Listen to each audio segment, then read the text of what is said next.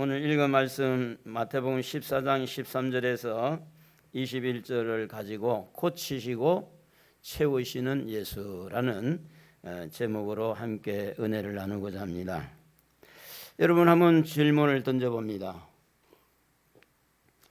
우리 모두 다 예수님 믿으십니까? 아멘을 크게 믿는다면 예수를 믿으십니까? 자, 두 손 들고 아멘. 예수 믿으십니까? 확실하게 믿으세요? 그러면 믿으시면 믿음의 증거가 뭐냐? 오늘 우리가 예수님을 믿는 사람들은요, 우리 몸에 있는 질병도 치료되는 것이 믿음입니다. 질병을 안고 평생 가는 것이 아니라 고쳐지는 것이 믿음이에요. 왜냐하면 예수님이 질병을 고쳐줬기 때문입니다. 늘 평생도록 가난에 쪼달려가지고 매일같이 매달 모자라가지고 쩔쩔매는 삶보다 그 모자람을 채워지는 놀라운 일들이 있는 것이 믿음입니다. 믿음의 세계에서는 이런 일들이 일어난다는 겁니다. 다시 한번 물어보겠습니다. 예수님 믿으십니까? 정말 믿으십니까? 두 손 들고 아멘 해보세요. 두 손 들고 아멘. 믿으시는 이 일에 주님은 오늘 보니까 병든 자를 고쳤어요. 그리고 모자람을 채워줬어요. 오늘 그분을 우리는 믿는 겁니다. 그러므로 오늘 우리에게는 질병이 있다는 것은 주님이 하실 일이 있다는 것이고, 우리의 모자람이 있다는 것은 주님이 하실 일이 지금 우리에게 있으니, 우리는 믿음으로 질병이 치료되기 위해서, 믿음으로 우리는 모자람이 채워지기 위해서 말씀을 보고 말씀을 듣고 그대로 믿고 그들에게 그렇게 될 줄로 믿고 믿음으로 나아가는 귀한 시간이 되기를 우리 주님의 이름으로 축복합니다. 축복합니다. 우리는 지금 천국 가는 그날까지 믿음의 선한 싸움을 계속해서 싸워야 됩니다. 왜냐하면 우리에게는 가만히 그냥 이렇게 평지를 갈 수 있는 그런 삶이 아니기 때문에 그렇습니다. 때로는 물을 건너가야 되고 산을 올라가야 되고, 때로는 풍랑도 있고 때로는 가뭄도 있고 때로는 감기도 있고 지금같이 코로나19라는 이런 질병도 있기 때문에 우리가 주님 앞에 가는 그날까지 믿음의 선한 싸움을 계속해서 싸워가야 돼요. 그래서 오늘 믿는 믿음이 끝이 아니라 오늘도 믿고 내일도 믿고 오늘 천국 가는 그날까지 믿음의 사람이 되기를 바랍니다. 할렐루야. 코로나19는 우리 사람이 건강에 대해서 더 많은 관심을 갖게 만들었습니다. 지금 코로나19 이 델타 바이러스라는 것이 발견이 돼가지고 인도에서 시작해서 이렇게 더 많은 전염성을 일으켰고, 지금은 또 그보다 더 심한 이 바이러스가 지금 이 면역체계 백신을 맞아도 소용이 없는 그런 것들이 영국, 이스라엘 또 하나 나라 세 나라에서 발견이 됐다고 하는 이야기를 듣게 됩니다. 자, 지금 이 바이러스가 이렇게 발견되고 난 다음에 사람들의 삶의 패턴이 많이 지금 바뀌어지고 있다고 하는 겁니다. 그래서 이런 부분에서 우리는 지속적인 믿음으로 이 질병과 싸워서 이겨야 되고, 지금 어떤 데는 지금 가뭄이 들고 어떤 데는 비가 너무 많이 오고 그래서 지금 물가는 올라가고 이렇게 가난과 싸우고, 이런 얼마 전에 브라질에서 쓰레기통을 뒤져가지고 그 쓰레기 차 안에 들어가는 쓰레기를 끄집어내서 가방에 넣고 쓰레기통 안에 있는 그 음식 찌꺼기를 가방에 싸넣는 것을 보면서 그 브라질이 얼마나 농토가 많고 얼마나 살기 좋은 나라인데도 불구하고 왜 이런 것들이 계속해서 일어나고 있느냐? 코로나를 잡기 위해서 지금도 이 연구원에서는 끊임없이 신약을 개발하기 위해서 밤잠을 설치면서 연구하는 사람은 연구하고, 지금 의사들은 끊임없이 어떻게 하면 코로나를 이길 수 있는가, 그럼에도 불구하고 계속해서 이 문제는 우리에게 골칫거리로 남겨두고 있는 겁니다. 지금 가난 때문에 허덕이고 있는 나라들도 너무 많습니다.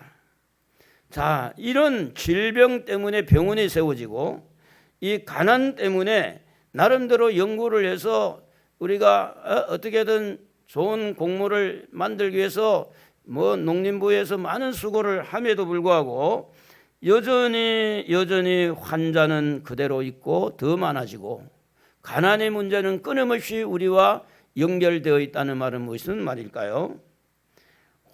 병원이 있으면, 의사가 있으면, 약이 개발되면 환자가 없어져야 되는데 우리가 열심히 땀 흘려서 농사를 짓고 열심히 일해서 이러면 먹고 살만하고 전 세계가 풍족하게 잘 먹고 살아야 되는데 그렇지 않다는 이야기는 무슨 이야기냐? 병원이 있어도 하나님이 하실 일이 있다, 그런 이야기예요. 아무리 풍성한 가운데서도 하나님이 하실 일이 있다는 거예요. 그러므로 믿음의 사람은 풍부할 때도 믿어야 되고 가난할 때도 믿어야 되고 건강할 때도 믿어야 되고 우리가 병들었을 때도 믿어야 되고 우리는 여전히 하나님을 향한 믿음은 흔들리지 않아야 될 줄로 믿습니다. 그래서 지금 환자들이요, 종합병원에 가보면 얼마나 많은지 모릅니다. 많은 약이 개발되고 또 의료기계가 만들어지고 또 의술이 많이 발전했으면 그만큼 환자가 줄어들거나 환자가 없어야 되는데 병원에 가보세요. 이 조그만 동네 의원도 가보세요. 얼마나 사람이 많은지. 근데 왜 이렇게 환자가 끊임없이 우리 삶 속에 남아있느냐, 우리에게 또 모든 질병들이 아직 있느냐 하는 것은, 그 이유는 여전히 사람이 아무리 약을 개발하고 아무리 의술을 개발해도 하나님을 바라보는 믿음의 눈이 있어야 된다, 이런 이야기예요. 하나님을 의지하는, 하나님이 하실 일이 남아있다는 거예요. 하나님 하실 일이. 그래서 아무리 좋은 의사를 만나고 약제를 우리가 먹는다 해도 하나님의 손길은 여전히 ING다. 여전히 지금도 미래도 하나님의 손길은 필요하다. 그래서 이런 모자람이 있는 사람에게 하나님이 채워주시기 위해서 오늘도 병자를 고치는 문제, 또 가난의 문제를 해결해 주는, 재정을 채워주는 문제를 다루고 있다고 하는 겁니다. 어떻게 보면 사람이 이 땅에 태어나서 돈을 벌기 위해서 태어난 것처럼 착각할 때가 있어요.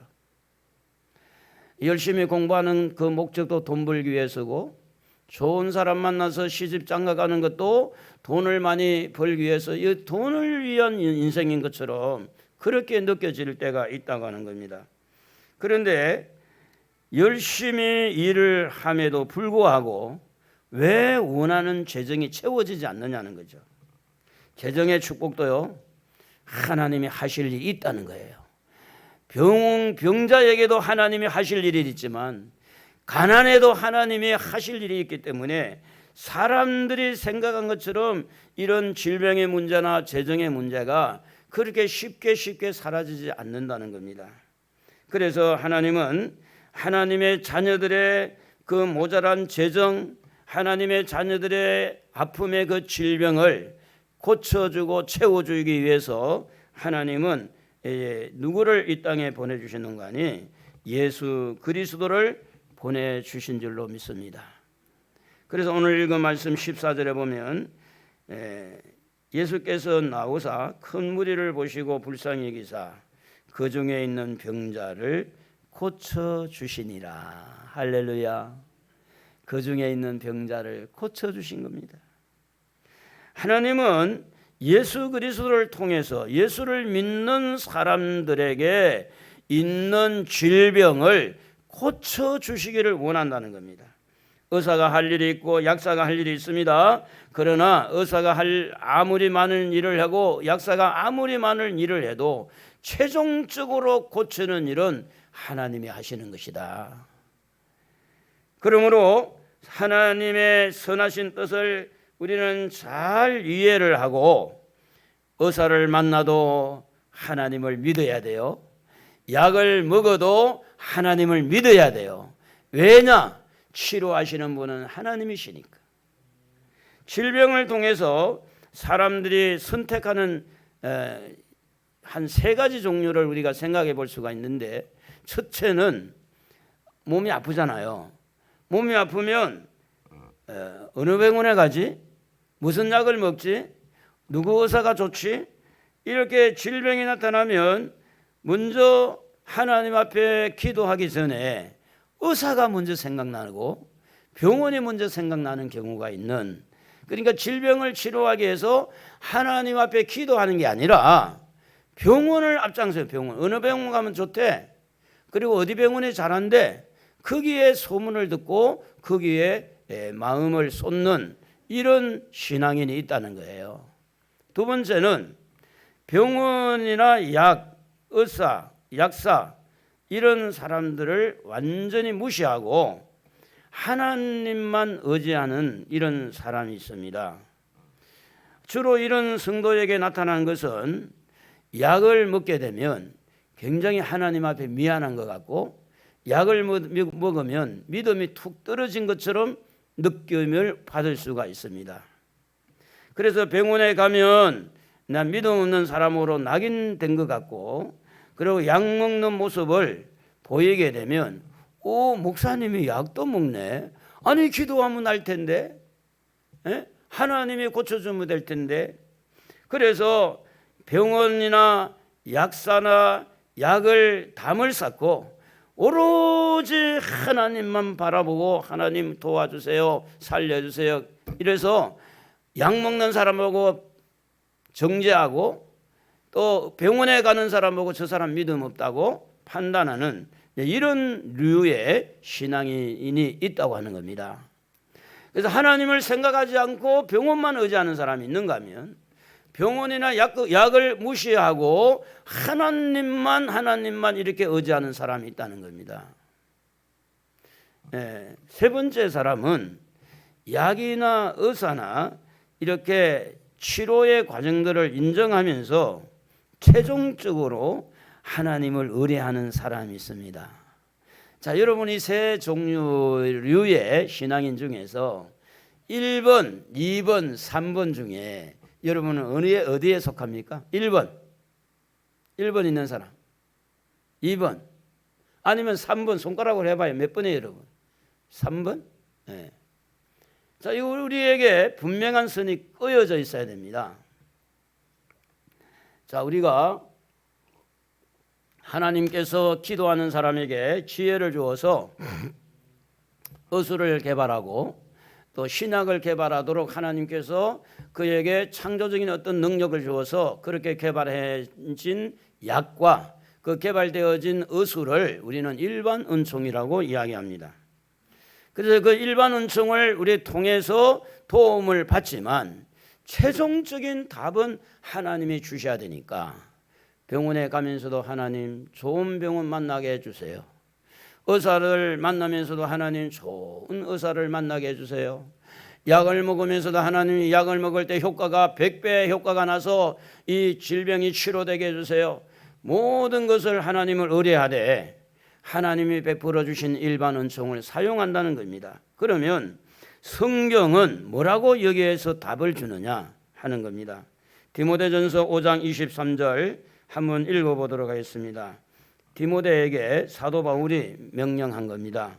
자, 읽어봅니다. 이제부터는 물만 마시지 말고 내 위장과 자주 나는 병을 위하여 포도주를 조금씩 쓰라.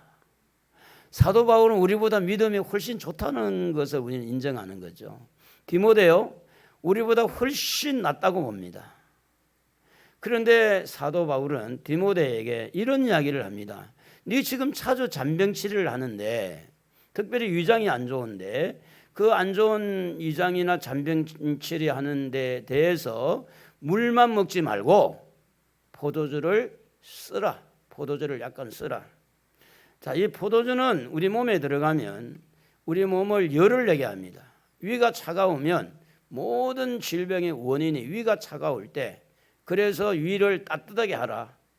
그래서 찬 것을 먹지 마라, 찬 음료를 먹지 마라 하는 것은 위를 따뜻하게 해서, 그래서 우리 몸의 피가 원활하게 돌아가는 그런 일들을 해서 건강을 회복하기 위해서 하는 그런 부분에서 위를 따뜻하게 하는 겁니다.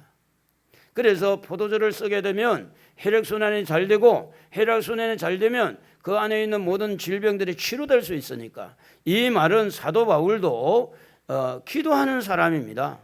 하나님의 능력을 믿는 사람입니다. 그렇기 때문에 이런 포도주를 약간 쓰라고 하는 이야기는 우리가 지금 병원에 가면 미안하고 약을 먹으면 믿음이 없는 것 같고 그런 부분에서 우리는 해방이 돼야 되고, 그런데 병원만 의지하고 의사만 의지하고 있다가 큰 사고가 나는 사람들, 하나님을 무시해서 그런 거예요. 병원을 만나도 의사를 만나도 우리는 여전히 하나님의 도움을 요청하는 겁니다. 여러분, 의사 이야기를 들어보세요. 내가 이렇게 장담합니다. 장담하는 의사는 그의 사기꾼이 많아요. 내가 이거 고칩니다. 의사는 그렇게 말 안 합니다. 진짜 의사는 최선을 다했습니다. 그리고 남은 것은 하나님이 하실 일입니다.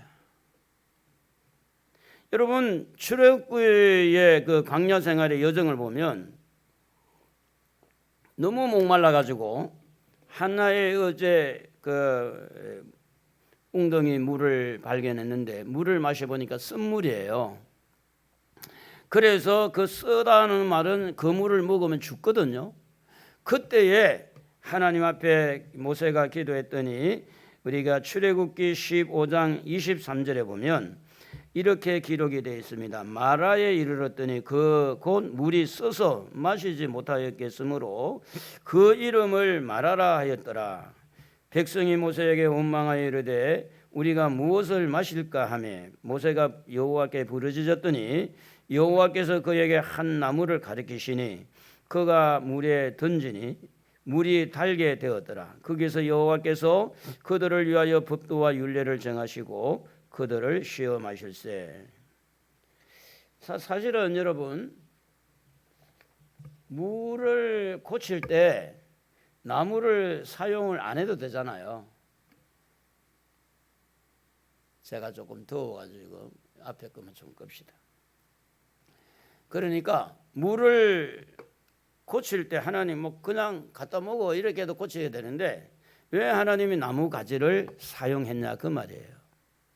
자, 우리 하나님께서 우리를 죄를 용서하실 때 그래 내가 너 죄 용서해 줄게, 너 그냥 죄 없는 걸 해줄게 이래도 되잖아요. 그런데 왜 예수님 십자가를 사용했나요?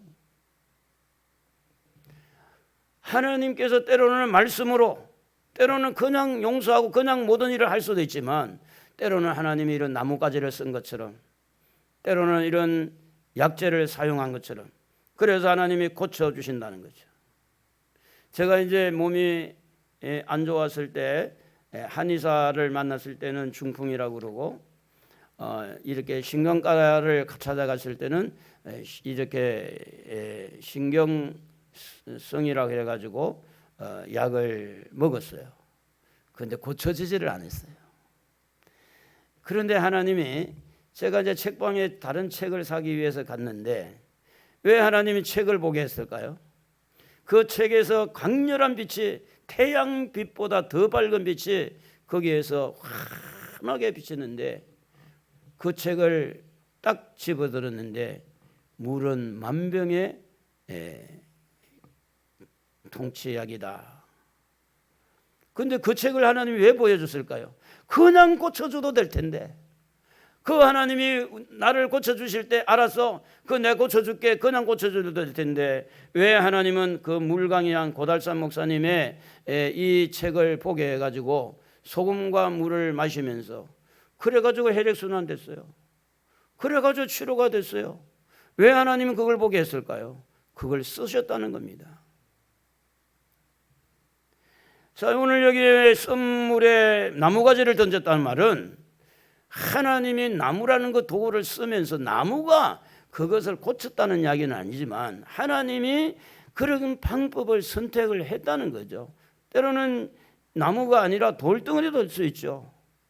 그런데 사실은 그 나무는 오늘 인생살이에서 쓴맛을 느끼고 인생의 실패를 경험하면서 살아가는 우리에게 이 나무는 우리를 달게 하는, 십자가에 죽으신 예수 그리스도를 상징하기도 합니다. 예수님께서 십자가에 달리실 때 쓰디쓴 인생살이를 살아가고 있는 우리 인생들의 모든 허물과 죄를 씻어주시고 용서해 주심으로 인생의 삶을 달게 만든 겁니다. 살만나게 만든 거예요. 예수를 믿고 살면 살만합니다. 살만해요. 그러므로 예수님께서도 마태복음 9장 12절에 보면 이런 말씀을 합니다. 건강한 자에게는 의사가 쓸데없고 병든 자에게야 쓸데있느니라. 예수님도 의사를 인정한 거예요.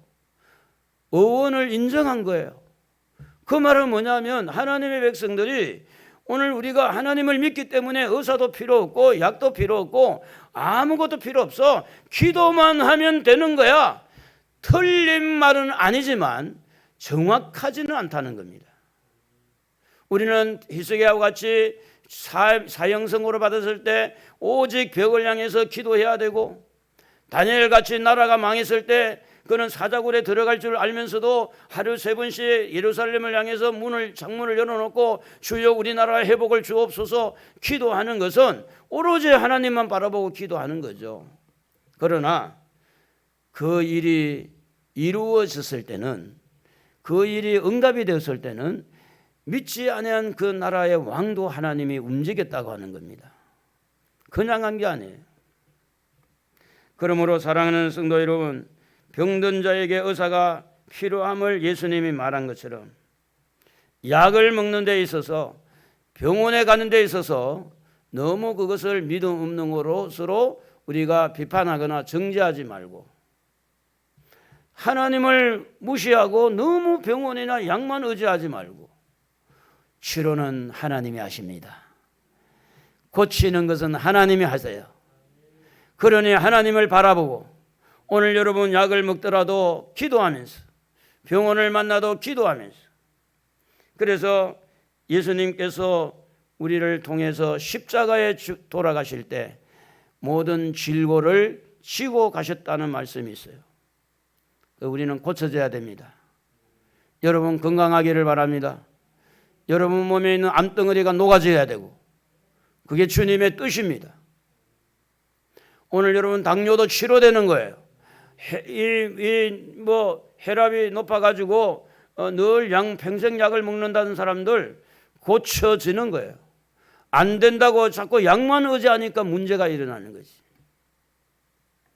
하나님이 우리를 고치실 때 이사야 30장 26절에 보면 이런 말씀을 기록하고 있습니다. 여호와께서 자기 백성의 상처를 싸매시며 그들의 맞은 자리를 고치시는 날에는 달빛은 햇빛 같겠고 햇빛은 7배가 되어 7날의 빛과 같으리라. 자기 백성의 상처를 싸매준다는 싸매. 그리고 그들의 맞은 자리를 고치는 날이라. 그들의 맞은 자리. 여러분 바이러스가 괜히 지금 온 게 아닙니다. 이 지구상에 하나님의 몰매를 지금 두드리고 있는 거예요.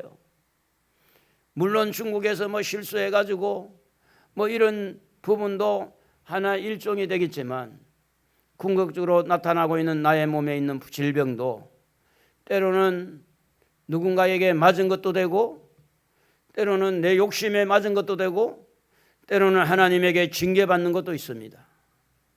그런데 그것을 고치는 날에는 달빛은 햇빛 같고 햇빛은 7배가 더 많은 그런 모습으로 얼굴빛이 난다는 것은 무슨 이야기인가 하면, 하나님은요 육체만 고치는 게 아니라 마음의 병을 고친다는 말씀입니다.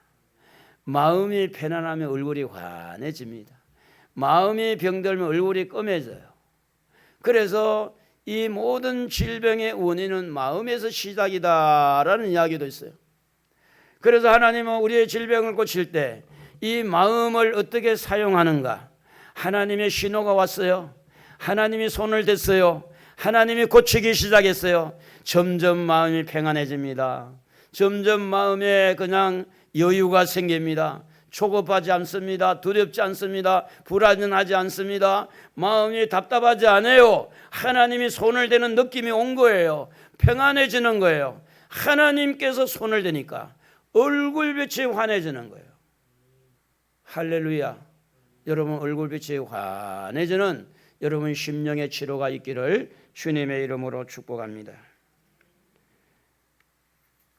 오늘 하나님께서는요, 마음을 고치고 몸을 고치고 오늘 모든 질병들을 고치고 죄의 문제를 고치고 고치는 일을 하나님은 하시기를 원해요.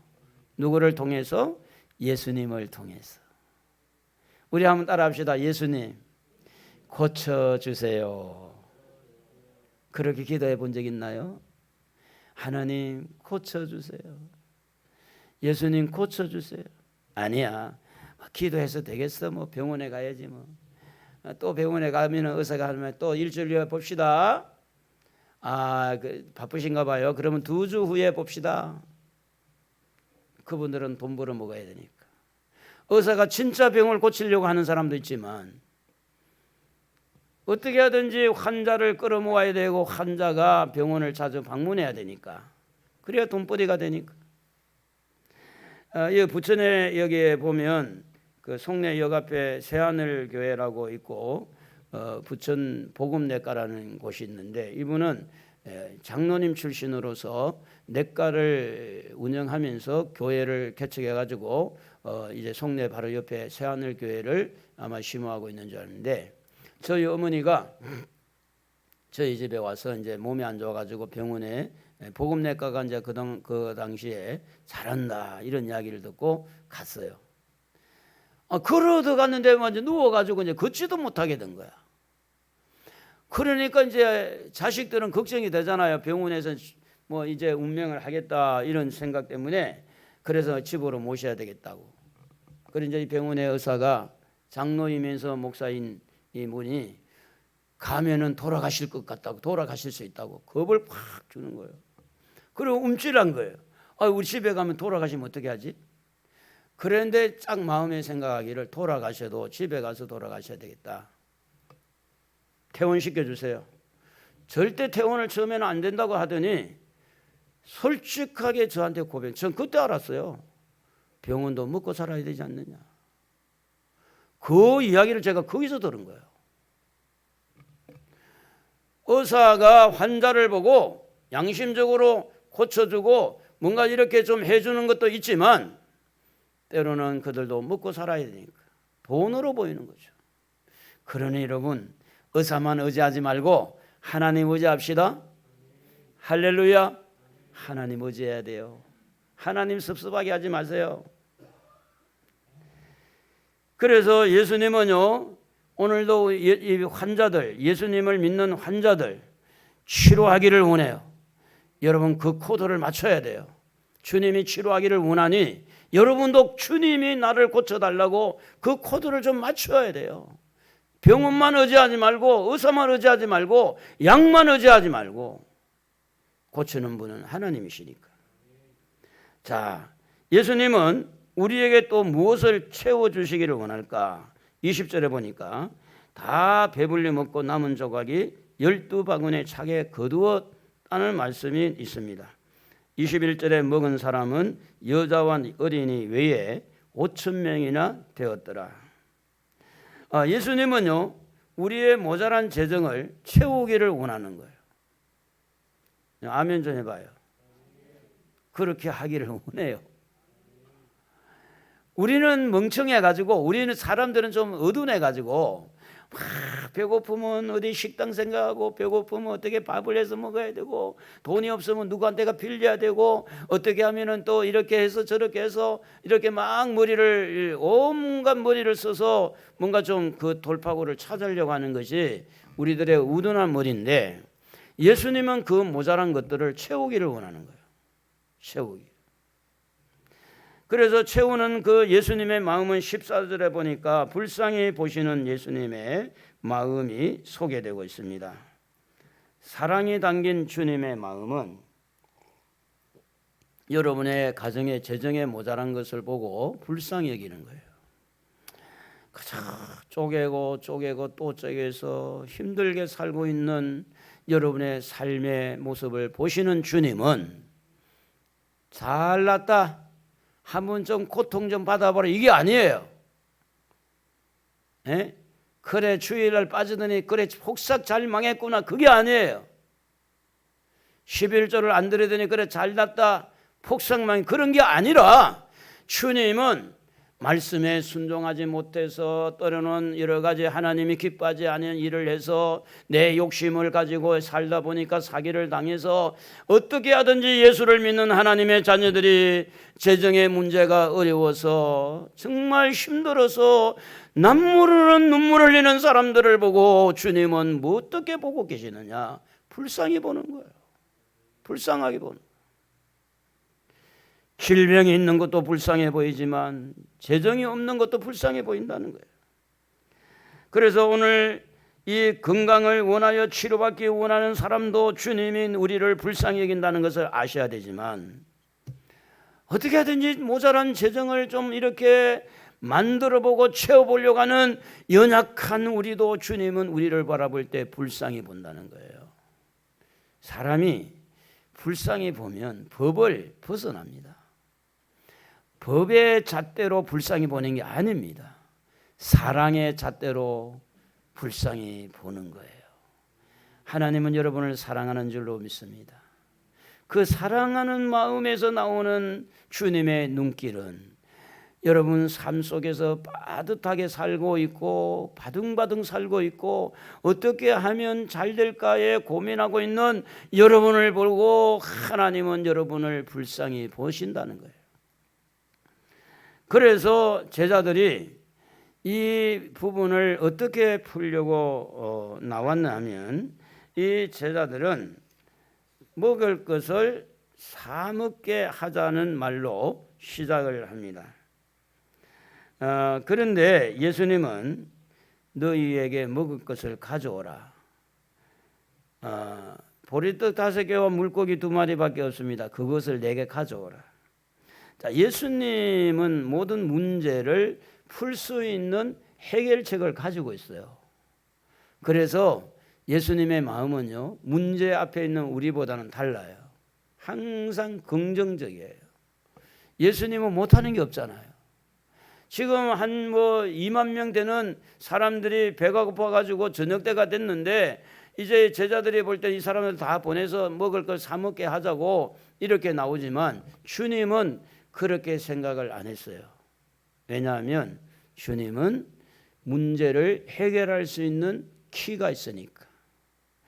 열쇠가 있는 사람은 어느 집에 들어가 집에 갈 때 불안하거나 두려워하지 않습니다. 그 열쇠가 없는 사람은 문제가 있어요. 풀 수 있는 능력이 주님에게 있다 그 말이에요. 여러분의 사업장과 직장에 풀 수 있는 키가 그분에게 있어요. 여러분의 머릿속에 있는 게 아니라 그분에게 있는 거예요. 그래서 제자들은 예수님에게 와가지고 하는 말이 지금 15절에 보니까 이곳은 빈들이고 때도 저물어서 이제 배가 고플 때인데 다 돌려보내서 이제 먹을 것 사 먹게 해달라고. 이 제자들의 마음은 상당하게 사실주의죠. 여러분, 우리가 이제 어떤 분을 보면 믿음이 좋다는 사람도 보면 너무나 이 사실주의, 경험주의, 이론주의, 너무 이 사람들의 속에는요 믿음이 있는 것 같은데 그들의 삶의 어떤 그 결과물을 보면 엘리야가 물어다 준 까마귀를 경험을 못해요. 보리떡 5개 물고기 2마리로 5천 명이 이런 경험을 할 수가 없어요. 왜냐? 그들 머릿속에는 사실주의, 경험주의, 이론주의, 그들은 눈으로 봐야 되고 손으로 만져야 되고 자기가 확인해야 되는 그런 믿음이기 때문에 이들 속에서는 어떤 기적이라는 것이 나타나지 않습니다. 거기 한번 보세요 여러분. 논리적이고 이론적이고 경험적인 사람에게 어떤 하나님의 기적이 나타나는 거 한번 보세요. 그런 사람의 그런 기적이 안 나옵니다. 그런데 사람들이 볼 때는 이론적이지도 않고 경험 사실주의도 않고 실리주의도 아닌 것 같은데 어떻게 보면 너무 신비주의 같기도 하고 뭔가 허술한데도 불구하고 엘리야를 통해서 물어온 것이 있고 보리떡 5개 물고기 2마리 5천 명 먹이는 이런 놀라운 경험들, 이 간정들이 똑똑한 사람에게서 나온 게 아니라 좀 남들이 볼 때는 좀 비실비실하고 남들이 볼 때는 좀 허술하고 그런데 그들에게 그런 하나님이 놀라운 일들을 한 것을 간증하는 것을 보죠. 간증하는 거. 우리는 너무 똑똑해가지고 내 머리 가지고 채우려고 그러니까. 내 머리가 아무리 좋아도 하나님의 지혜야 뭐 비교가 되나요? 그런데 제자들은 그렇게 하죠. 여러분, 돈을 주고 사 먹게 하자고. 이건 누구나 할 수 있어요. 그런데 예수님은 갈 것 없다. 너희가 먹을 것을 가져와라. 주라. 이 말은 뭐냐면 여러분의 마음을 고쳐야 돼요. 재정의 복을 받으려면 가진 것이 없고 인맥이 없고 한맥이 없고 지금 시대를 잘못 탔고 지금은 코로나19 시대고 지금은 뭐 안 되고 또 안 되니 가만히 있는 것이 최고다. 그래 머릿속에 전부 다 부정적인 생각으로 가득 차 있는 거예요. 해결하려고 노력하는 것도 아니고 한번 도전한 것도 아니고 뭔가 좀 부딪혀서 한번 좀 해보자 이것도 아니라 기도하는 것도 아니고 그냥 가만히 있는 것은 아무 일도 일어나지 않습니다. 그런데 예수님은 뭐라고 말합니까?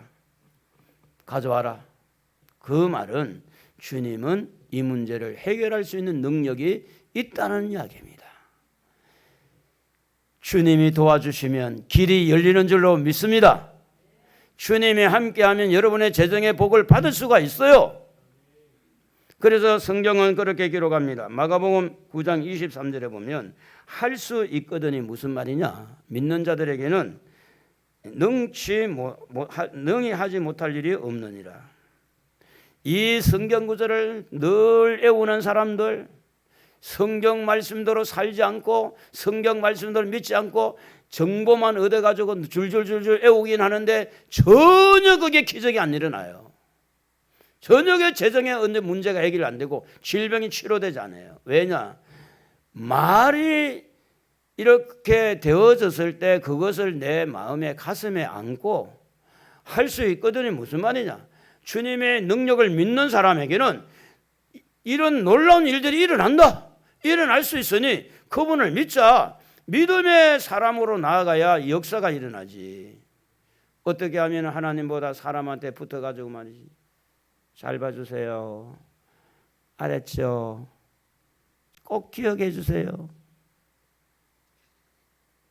여러분, 하나님은 우주 만물을 다스리는 분뿐 아니라 머리털까지 세심하게 세신 분인데 그분이 우리를 살피고 있는 거죠. 그래서 예수님은 하시는 말씀이 2마리 고기와 떡 5개 있다 할 때 4개로 가져와라. 이거는 굉장히 중요한 이야기인데 있는 것의 축복의 문을 연다. 무에서 유를 창조해도 할 수 있어요. 그런데 예수님이 하시는 방법은 유에서 유를 창조하는데 작은 소유에서 많은 것으로 채우는 일을 한다는 겁니다. 다시 말하면 주님은 있는 것의 축복함으로 모자람을 채워주시겠다는 겁니다. 제자들은 작게 보았지만 주님은 그것을 작게 보지 않았어요. 왜냐하면 도시락 하나지만 그것을 통해서 하나님이 하시는 일이 있기 때문에 오히려 문제를 풀 수 있는 아주 중요한 포인트가 되는 것을 주님은 파악을 했어요.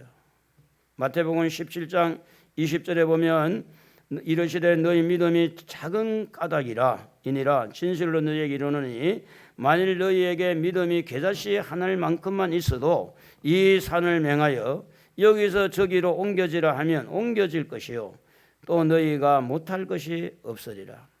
믿음이 작다고 하는 사람들이 핑계를 참 많이 대요. 나는 믿음이 작아서 그래.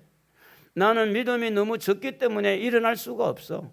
그런데 예수님은 그 작은 믿음을 뭐라고 비교하느냐?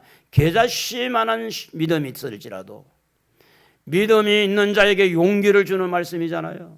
이런 겨자씨만한 믿음이라도 놀라운 역사가 일어날 수 있으니 그 믿음을 키워서 그래서 여기 보면 이 산을 명하여 저기로 바다로 옮겨지리라 하면 옮겨질 것이고 못할 일이 없다. 작은 믿음이 큰 산을 옮기듯이 작은 것이 큰 재정을 이룰 수가 있다는 말씀을 하고 있는 겁니다. 여러분, 작은 것에서 뭔가 이렇게 대부분 역사가 일어나야 간증거리가 되지. 큰 것에서 큰 것이 일어나면 다 사람들이 그런 말을 해요. 뭐 다 부자니까, 뭐 다 배경이 좋으니까 다 뭐 그 정도에서 누가 못해. 지금처럼 돈 놓고 돈 먹고, 예? 다단계 가가지고 돈 놓고 돈 먹는 건 사기꾼이고, 그 근사님들 헌금은 교회 하나도 안 하고 그런 데 가가지고 막 몇천만 원 갖다 꼬라박고. 하나님 앞에 정말 그거는요, 그건 믿음도 아니에요. 저는 제가 볼 때 그거는 하나님 앞에 헌금은 너무 아까워 안 하고, 돈 놓고 돈 먹는 데 가가지고는 돈을 몇천만 원 갖다 놓고 다 사기당해 놓고, 그것도 목사님한테 알리면 못하게 할 거니까 시시해가지고 욕심으로 하다가 하나님 앞에 얼마나 지금 부끄러운 행동을 하는지 몰라요. 젊은 사람들이 노인들 점치는 빼앗아 먹으려고 동네 옛날에 뭐 라면 주고 뭐 해가지고 약장사들 동네 다니면서 다 사기꾼들이잖아요. 근데 거기에 근사님들이 막 몰려가는 거예요. 교회는 1,000원짜리 벌벌 떨고 있으면서 하나님 앞에 드리는 거는 아깝고, 그 재정의 복을 받겠어요? 거기가 복 받겠냐고. 11조 아까워서 안 내는 그 몇십 배 더 손해를 보는 거지. 그래 놓고 말을 못하는 거예요. 왜? 부끄러우니까. 여러분, 작은 것에서 큰 것을 이루어야만이 간증거리가 되고요, 작은 것에서 큰 역사가 일어나야 하나님을 높이고 자랑할 수가 있는 거예요. 믿음이 작은 것이라도, 겨자씨만한 믿음이라도 주님은 인정하고 있잖아요. 믿음 없다고 하는 그 말은 여러분에게 잘못된 겁니다. 한번 해보세요. 나는 믿음 있다. 나는 믿음 있다. 믿음 있다고 말을 해야 되는데 난 믿음이 없어. 거기서 무슨 일이 일어나겠어요? 주님은 겨자씨만한 믿음도 인정하는데. 그래서 작은 것이라도 소중하게 여기는 마음을 심어주고 있어요. 작은 믿음, 작은 물질, 작은 능력, 작은 재능, 작은 것이라도 거기에서 하나님의 놀라운 역사가 일어나면 큰 일을 이룰 것이니, 그 말은 뭐냐면 하나님은요 우리에게 희망을 불어넣는 거예요. 하나님은 우리에게 뭘 불어넣느냐? 소망을 불어넣는 거예요. 낙심하는 게 아니라 희망을 가지고 용기를 가지고 도전하게 만들고 앞을 향해서 나아갈 수 있도록. 그래서 좌로나 우로나 치우치지 말고 마음을 강하게 해서 담대하게 여리고성을 돌고 요단강을 건너서 이 가나안 땅을 정복한 것처럼. 지금 이 제자들은요, 사먹는 거, 사실주의, 경험주의, 이런 현실주의, 여기에서 지금 말을 하고 있는 반면에 우리 주님은 믿음의 역사, 하나님의 놀라운 능력, 여기에서 모든 문제가 해결된 그런 긍정적인 사고를 가지고 대화를 하기 때문에 대화가 잘 안 통한 거예요. 제자들의 말은 보리떡 5개와 물고기 2마리 뿐이라고 하는 것은 무슨 이야기냐? 이거 갖고 뭐 해결하겠냐 이 말이에요. 그런데 예수님 그거 가져와라. 그거 가져와. 그거 중요한 거야. 거기에서 문제가 해결될 수 있어. 그거 가져와. 내게 가져와. 가져왔더니 예수님이 하늘을 우러러 축사하시는데 떡을 떼고 또 떼도 계속 나오는 거 있죠. 5,000명 먹이고 남는 것이 12바구니라 그랬습니다. 축사라는 것은 축복하다라는 그런 의미를 가지고 있습니다. 하나님이 축복하면 여러분 잘 될 줄로 믿습니다. 하나님이 축복하면 여러분 사업에 활짝 문이 열릴 줄로 믿어요. 하나님이 축복하면 주님에게 축복을 받는 자리에 나와야 된다. 하나님이 복을 주도록 축복의 자리에 나올 때 외곽에서만 놀지 말고 멀찍이 그냥 구경꾼 되지 말고 가져와라. 그 도시락 하나 해봤자 아무 지금 가치도 없고 전혀 남들이 볼 때 해결 기미도 없지만 능력의 주님 앞에 도시락 하나 딱 가져왔잖아요. 그걸 축복하니까 여기에서 기적이 일어난 겁니다. 오늘 여러분 마가복음 4장 31절에도 보면 겨자씨 한 알이 땅에 심을 때는요 모든 씨보다 작지만 심긴 후에는 모든 풀보다 커서 공중의 새들이 와서 깃든다는 말이 있어요. 여러분에게 작은 것 있잖아요. 소중하게 여겨야 돼요. 작은 건강. 좀 다른데 좀 문제가 있어도 그래도 어떤 부분에 건강하잖아요. 그 건강 있는 그것을 굉장히 소중하게 여겨요. 소중하게.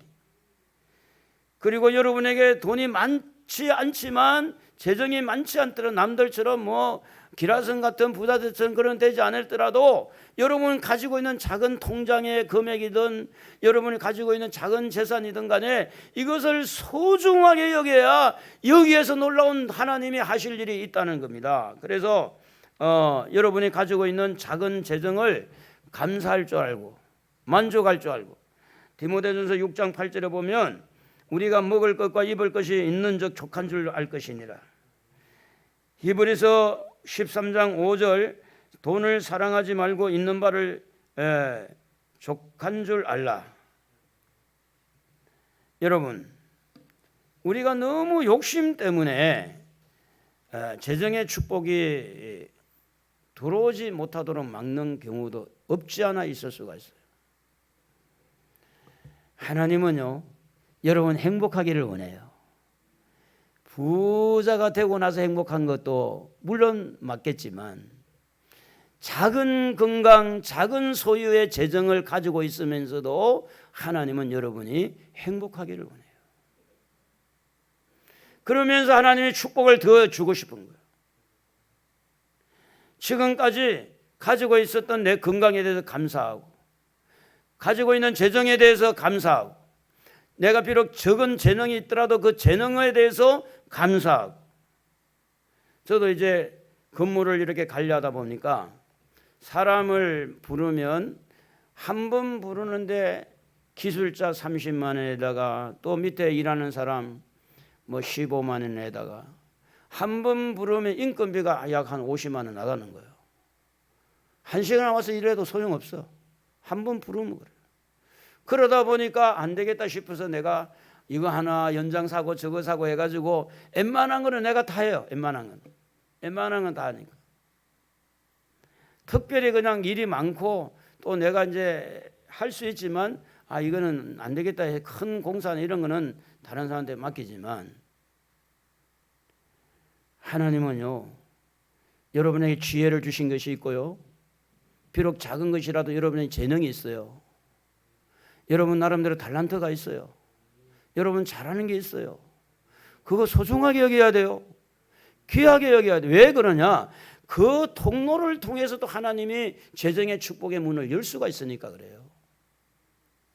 하나님이 주신 재능, 작은 재능을 던져버리고 물질도 작은 것이면 던져버리고 이렇게 건강도 작은 거라고 던져버리면 하나님이 일할 수 있는 공간이 없어지는 거예요.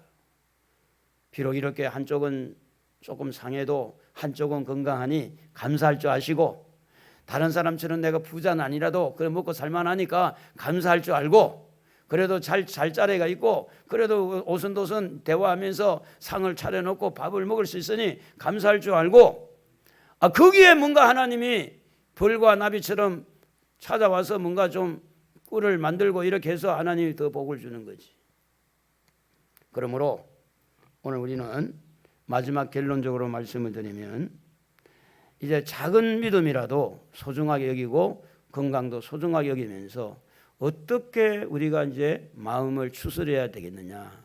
갈라디아서 6장 7절에 말한 대로 속이지 말아야 돼요. 하나님을 속이지 말아야 돼요. 믿음이 없으면서 있는 차 하지 말고 속이지 마요. 진실하게. 하나님은 업신여김을 받지 않습니다. 그래서 하나님이 원하는 것은 무엇을 심든지 심는 대로 거둔다는 말씀인데 지금부터 우리 좀 믿음을 심어봅시다. 할렐루야. 꿈을 심어봅시다.